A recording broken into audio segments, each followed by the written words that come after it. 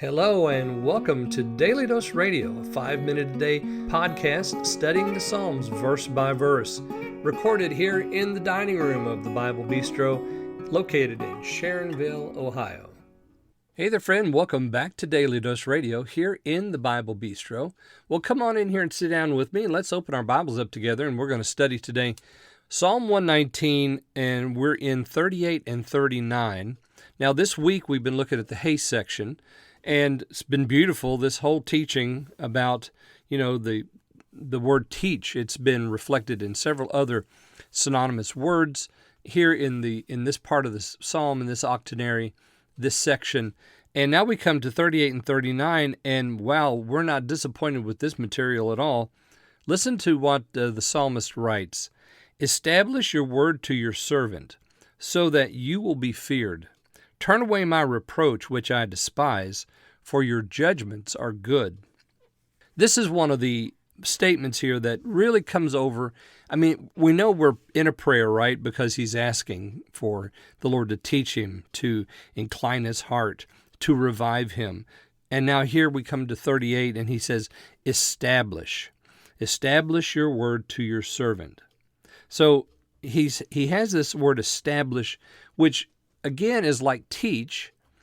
Teach me, incline my heart, establish your word. So again, part of the art of the teacher is to do this in the student, to establish something, to establish principles of an idea, of a doctrine, of a principle of science.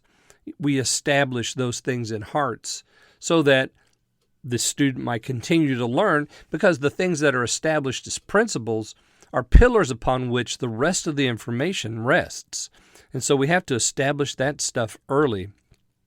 He says here in his prayer, establish your word. So he's asking the Lord to teach him in such a way that the word is established, that it's founded, seated in his heart. And notice he goes on to say, so that you will be feared. Now, I don't think he's talking about somebody else fearing the Lord. He's talking about him fearing the Lord, so that you will be feared. Because fearing the Lord is the first step in separating yourself from sin. And it's also, in the catechisms, it's the very first thing that's said. The first purpose of every man is to glorify God and to enjoy him forever. That's basically fearing God, glorifying God and enjoying him forever. But how does that come? It comes as the Word of God is established in our hearts. Do not think for a moment that you can just be a Christian and not be engaged with a congregation. You cannot do that. You have to be where the teaching of the Word is. You must do that for yourself. Sunday school, regular preaching, these are important things. That's why I do this 5-minute-a-day podcast every day, so that I can help you to establish the Word in your heart and help me to establish the Word in my heart. This is good for me as the teacher. It's good for you as the student. Together we learn, and together we are establishing the Word of God in our hearts. We're setting it aside and laying a foundation in our hearts by the Word of God, so that the Lord will be feared by us, by me as the teacher, by you as the student, as you listen.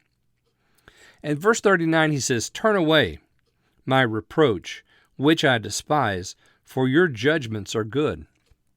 Now you notice that he's already used this phrase or this term, turn away. He did that in verse 37 when he said, turn away my eyes from beholding or from seeing vanity. And now here he says, turn away my reproach, which I despise, for your judgments are good. So there are things for us to despise in this life. And there are some things that cause reproach that are despicable, that we should despise, because God's judgments are good. And whenever he says something is wrong, then friend, it's wrong. Whenever he says something is a sin, then it's a sin. It's time for us to turn away from it. And he's asking the Lord to turn him away from the reproach of those things that are despicable in his life, because the Word has been established in his heart, and he sees that these things are not good, but the judgments are good. Okay, join me again tomorrow, and we're going to look at verse 40 here on Daily Dose Radio. Thanks for listening to Daily Dose Radio. For more fresh and delicious Bible studies, podcasts, books, and more, check out the Bible Bistro online and on YouTube. Join me again next time for Daily Dose Radio.